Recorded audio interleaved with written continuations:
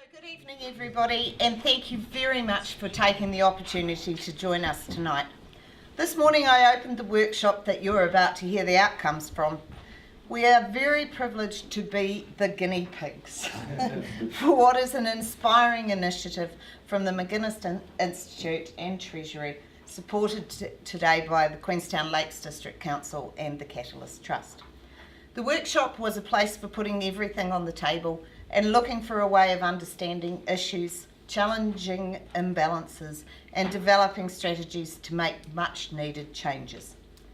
As I told everybody this morning, I felt very comfortable in leading the elephant into the room and acknowledging the very clearly gaping irony of the fact that we're here to do exactly what it says on the label.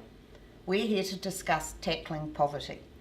In the heart of a place where money is freely and openly spent on personal enjoyment by people from every corner of the globe. We're blessed in so many ways here, so is this really the place we should be discussing poverty? I say hell yes. No community is entirely untouched by need. Poverty comes in all kinds of guises: lack of choice, lack of food, lack of shelter, lack of medicine. The list goes on, but it is equally grown by lack of empathy, lack of understanding, lack of care, lack of effort, lack of compassion, indeed, lack of love. It's easy to mute the TV when it starts showing us pictures of forlorn children in far-flung locations. It's easy to consider that the definition of poverty, and it's so easy to consider that as someone else's problem. But we need to be part of the answer. Poverty exists in our community. People living in poverty aren't necessarily going to match the image we have been trained by the media to associate with poverty. They could be living next door to you. They could be your child's best friend at school. We need to open our eyes and look. And someone else isn't going to solve this problem. It is ours to solve. No matter how large, no matter how hard, the way the issues that arrive at our doors hand in hand with poverty are going to be solved is if each of us stand up and say, what can I do? It's not just a case of knitting socks or sending food and money. The answers start with something as simple as opportunity. For example, the opportunity to have an education, which then opens the door to learning, understanding, and being able to mobilise your resources to grab the step up or the step out of poverty. We can change this. We just need to acknowledge we have to develop a new way of thinking, a new way of doing things, and then let's just get on with it. No one has all the answers, and that is why we are here this evening, to take that first step, to find some ideas, a new way of thinking and doing. I think the discussions and ideas you're going to hear shortly are going to open some eyes, inspire the sort of thinking that this area is famous for, and not only challenge poverty to a showdown, but to come out swinging with hard work and big results. Thank you to everyone that worked on this today for your efforts, your commitment, and being willing to get things going. And now, I challenge each and every one of you in this room to leave here tonight determined to do at least one thing in the next month that will set the ball rolling. We will tackle poverty and we will win. Good luck and thank you.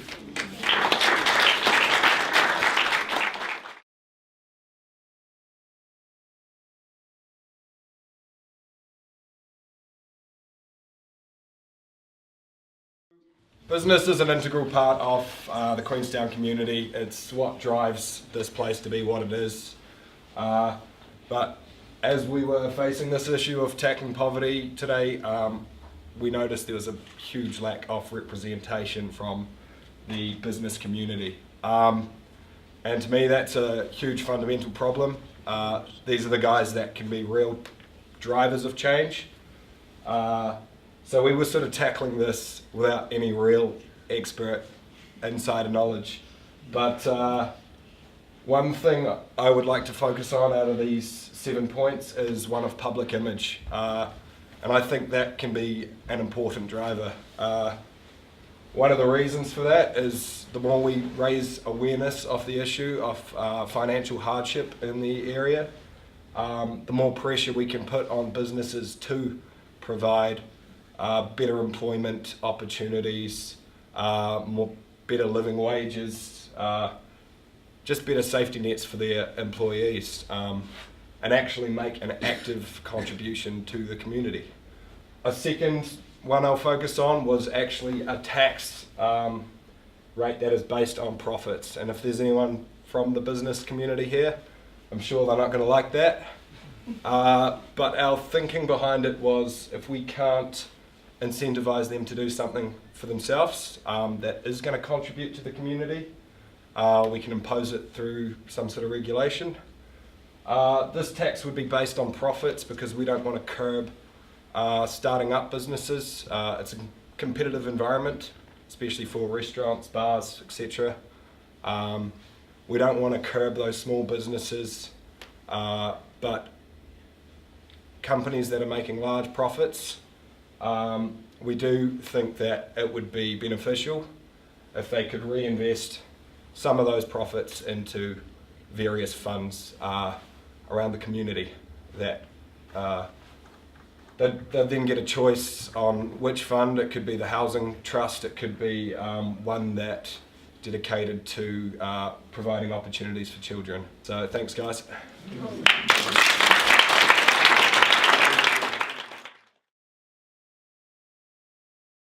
Okay, so housing. Well, housing was a really big theme that came up right from the very start of today's workshop.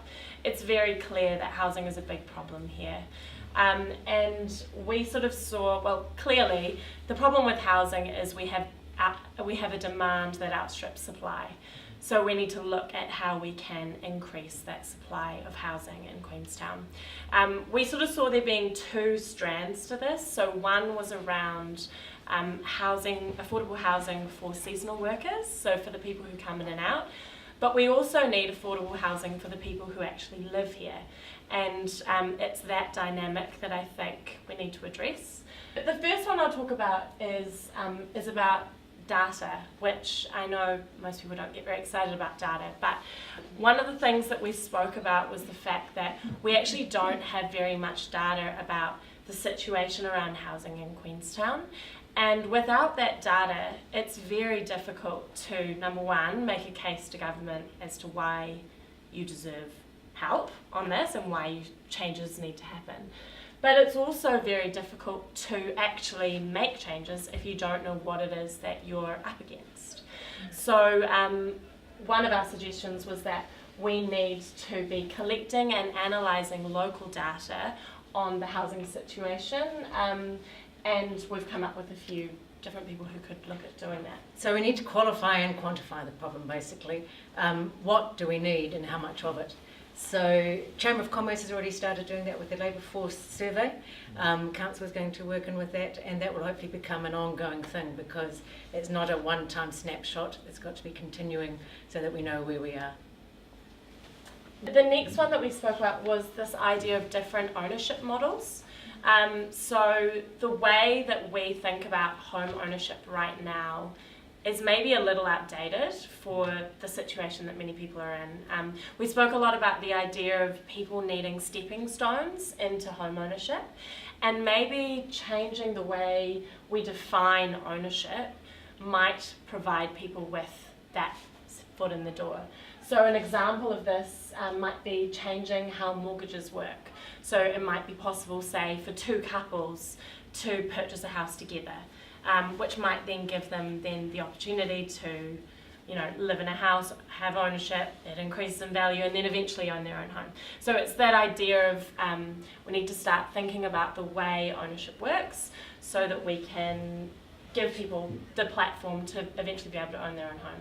Or another option would be two singles getting together, buying two houses, living in one, renting out the other, gaining the interest benefits that you can from doing that kind of thing. Or also the potential of some blocks of work accommodation that some businesses might come in and lease a floor, or guarantee rental for a floor, or a certain amount of apartments, so that for the investor they'll know they've got a guaranteed income that will reduce the risk and therefore hopefully reduce the price. So those are some of the options that we thought. Also in terms of stepping stones, for Queenstown we do have quite a diverse range of housing needs, and so we have a lot of people who only want a house for 3 months, but they want a good house, they don't want a cruddy one.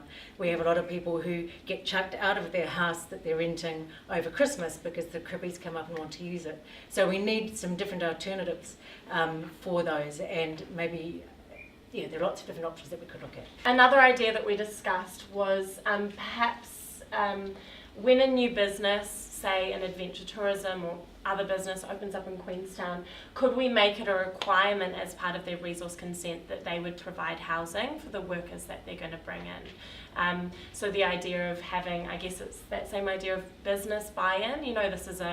This is a problem that affects every part of this community, and we need everyone working on it. So that was one of our ideas. And it used to be part of the district plan. A lot of the hotels used to have staff accommodation. It went out when the economy went downhill, which is exactly when you need it, I suppose. And so maybe that is another thing that could be looked at.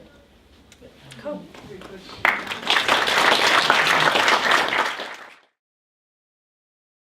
We were discussing community and talking about connecting. So we were talking about building trusts and doing that through relationships and reciprocal relationship between the community and government. So building that and connecting and engaging with the community. Ways in which we thought we might be able to develop that was to show value in the community by looking at a community development officer, and that would be somebody that kind of was the interconnecting part to different hubs in the community. So if you've got people working say in an early childhood area, or you've got rugby communities, or you've got sporting communities, and it would be somebody that supported them, facilitated them and helped them out if they got into trouble, to give them a lift, because these are the things that people really connect with in the community, and they're where they make connections and become less isolated. So valuing those volunteers. One of the ways we would value the volunteers, or an idea we had, was to create a community hub, and that could be somewhere that when people came into the community that they could go to find out what positions were needed in volunteers, or how they could be connected to things that they enjoyed doing. And the whole idea was about building an engagement with community, but doing it through government, so allowing the two to talk to each other. We also thought that if the community as a whole could get a rhetoric going, where these groups and people were able, diverse groups, to be included, to perhaps have some sort of shared set of values and vision for Queenstown, where we look at things that we value here and that we want to protect, and the things that we would like to see in growth in the future. Lots of different groups coming together to show those shared ideals, and by sharing those we could start building those relationships, start building that trust, and start to make Queenstown less compartmentalised and more together in its ideals to go forward.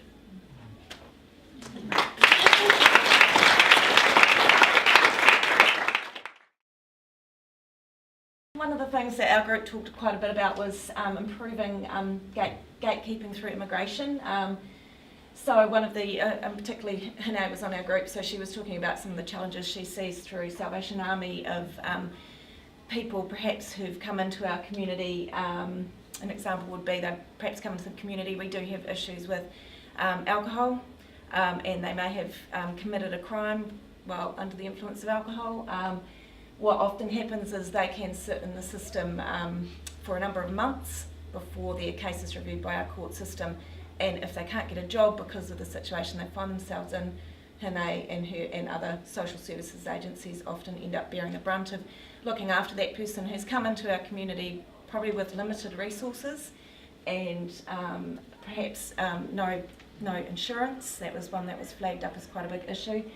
So it was identified that we need to improve the gatekeeping for people that are coming in here to work short term to ensure they have the resources to support themselves in our community. An idea around that was a tourism levy or a targeted tax to support local initiatives. So if people are, we've got a community where we have a large number of people that come in here to live short term, but the social services and perhaps the infrastructure that we have here, for example our hospital, we don't have a big enough social or structure in here to perhaps support the large number of people who do get into town. So it's not really reflective, the infrastructure isn't reflective of the people we have here, so a tourism or a levy or a targeted tax would allow us to perhaps target some of those infrastructures that we have to better support the people that are coming into our community.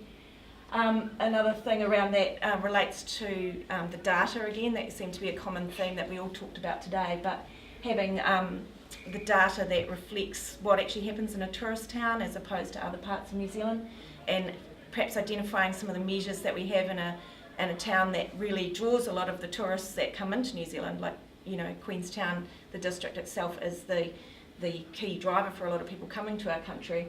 So actually considering the specialness of this place and other tourist destinations in New Zealand, and having some measures in place that protect some of those things in our community that make it really special here. Yeah, that was probably the main stuff. So again, just I think I've captured most of those, unless one or the other. I feel so proud about in terms of our community is that we do get a cross section of people. We do get people that are willing to help, and it's actually just about trying to find the ways that will make it work best for all of us to make it happen. And not, I really, one of the things has become clear to me over the time is that the worst thing you can have is do-gooders. The best thing that you can have is people doing good. So thank you all. Thank you for the opportunity for our community to have this discussion. It's pretty special. Thanks to all the guys, you guys and the other three, wherever you are our future. One of those things that if we can listen to the many voices, we will actually get an answer. So, yay! Thank you.